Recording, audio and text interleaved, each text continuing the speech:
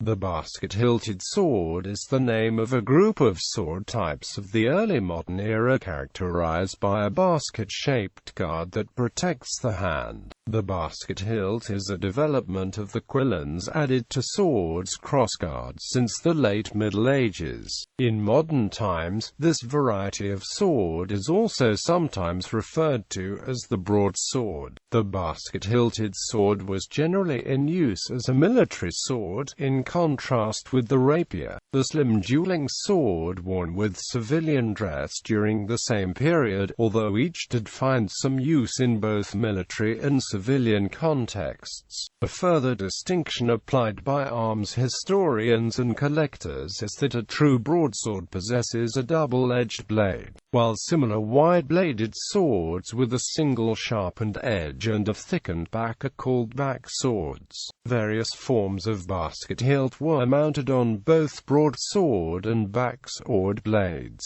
Morphology. The basket-hilted sword is a development of the 16th century, rising to popularity in the 17th century and remaining in widespread use throughout the 18th century, used especially by heavy cavalry up to the Napoleonic era. One of the earliest basket-hilted swords was recovered from the wreck of the Mary Rose, an English warship lost in 1545. Before the find, the earliest positive dating had been two swords from around the time of the English Civil War. At first the wire guard was a simple design, but as time passed it became increasingly sculpted and ornate. The basket-hilted sword was a cut-and-thrust sword which found the most use in a military context, contrasting with the rapier, the similarly heavy, thrust-oriented sword most often worn with civilian dress, which evolved from the espada rapiera espada da lato type during the same period. The terms broadsword and backsword were not used in the 17th and 18th centuries and are of Victorian invention, referring to double-edged and single-edged basket-hilted swords respectively. Both terms were introduced to distinguish these cut-and-thrust swords from the narrower rapier and small sword. By the 17th century there were regional variations of basket hilts: the Walloon hilt, the Sinclair hilt, Schiavona, mortuary sword, Scottish broadsword, and some types of Eastern European palashes. The mortuary and claymore variants were commonly used in the British Isles,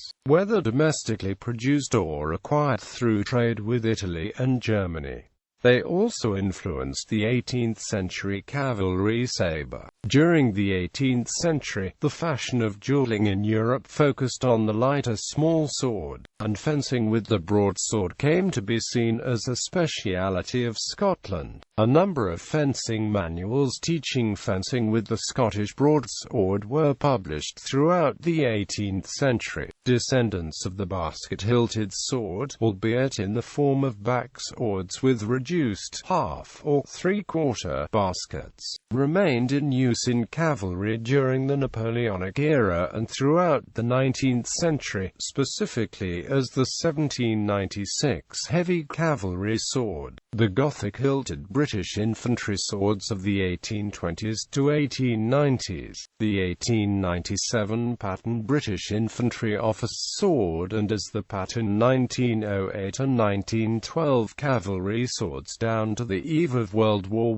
I. Subtypes. Schiavona. The Schiavona was a Renaissance sword that became popular in Italy during the 16th and 17th centuries, stemming from the 16th century sword of the Balkan mercenaries who formed the bodyguard of the Doge of Venice. The name came from the fact that the guard consisted largely of the Schiavoni, Istrian and Dalmatian Croats. It was widely recognizable for its cat's head pommel and distinctive handguard made up of many leaf-shaped brass or iron bars that was attached to the crossbar and knucklebow rather than the pommel. Classified as a true broadsword, this warsword had a wider blade than its contemporary civilian rapiers. It was basket-hilted and its blade was double-edged. A surviving blade measures 93.2 cm times 3.4 cm times 0.45 cm and bears 2 full as grooves running about 1/4 the length of the blade. Weighing in at around 1.1 kilograms, this blade was useful for both cut and thrust. The schiavona became popular among the armies of those who traded with Italy during the 17th century and was the weapon of choice for many heavy cavalry. It was popular among mercenary soldiers and wealthy civilians alike. Examples decorated with gilding and precious stones were imported by the upper classes to be worn as a combination of fashion accessory and defensive weapon.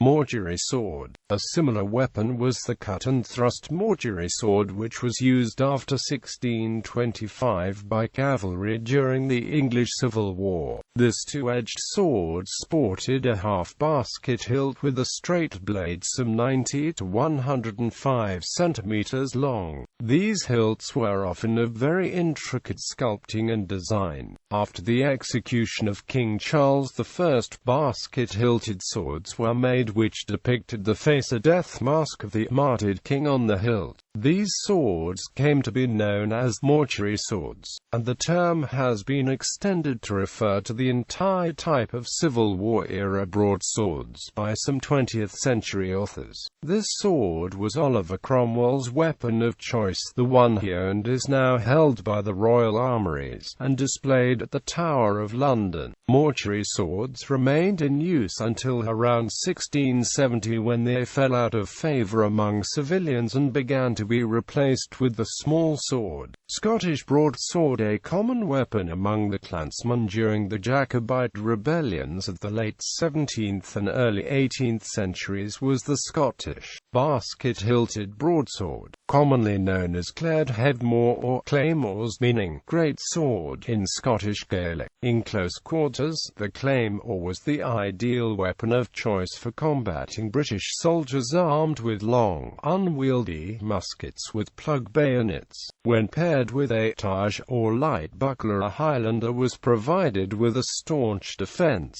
allowing him to block a bayonet with the targe and then deliver a thrust with the sword into his opponent's torso. At range, this strategy would do little against musket-armed troops firing in volleys or artillery using canister shot, which necessitated tactics such as the Highland charge, which required a Jacobite warband to close with the targets as quickly as possible, normally under heavy fire, using the smoke from musket and cannon fire to cover the last leg of the assault before attacking the line. Naturally, even this risky strategy led to many casualties among the Jacobite clansmen against disciplined volley fire and massed artillery firing grape and canister shot. In between rebellions, after the disastrous Jacobite defeat at the Battle of Culloden and the overall failure of the rebellions, it would become illegal to carry the claymores and targes, and so many Highlanders would hide these weapons in the heath. It is not an uncommon story that features a hiker finding such a blade while walking.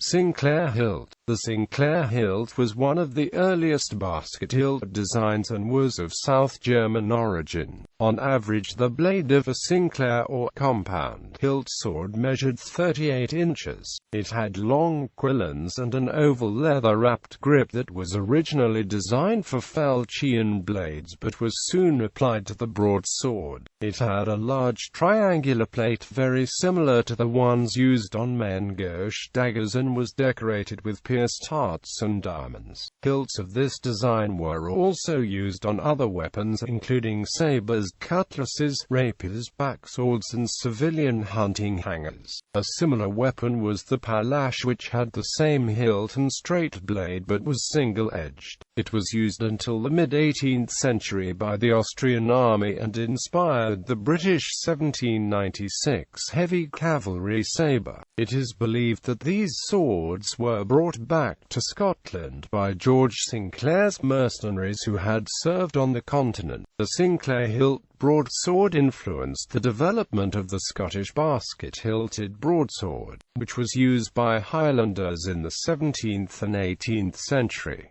After the Jacobite Wars it became a symbol of Scotland.